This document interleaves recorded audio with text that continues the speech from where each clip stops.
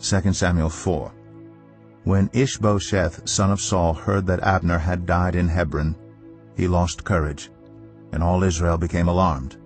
Now Saul's son had 2 men who were leaders of raiding bands. One was named Baanah, and the other Rechab. They were sons of Rimmon the Beerothite from the tribe of Benjamin. Beeroth is considered part of Benjamin because the people of Beeroth fled to Gittaim and have resided there as foreigners to this day. Jonathan, son of Saul, had a son who was lame in both feet. He was 5 years old when the news about Saul and Jonathan came from Jezreel. His nurse picked him up and fled, but as she hurried to leave, he fell and became disabled. His name was Mephibosheth. Now Rechab and Baanah, the sons of Rimmon the Beerothite, set out for the house of Ishbosheth, and they arrived there in the heat of the day while he was taking his noonday rest.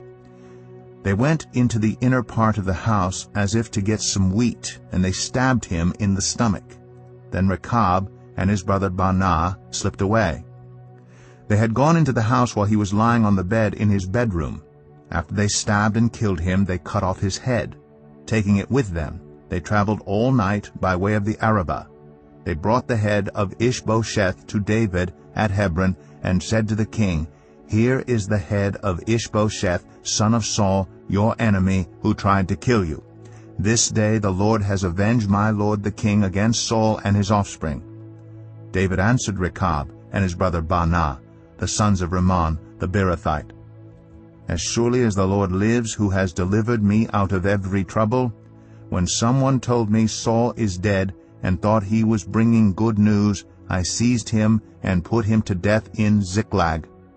That was the reward I gave him for his news. How much more, when wicked men have killed an innocent man in his own house and on his own bed, should I not now demand his blood from your hand and rid the earth of you?"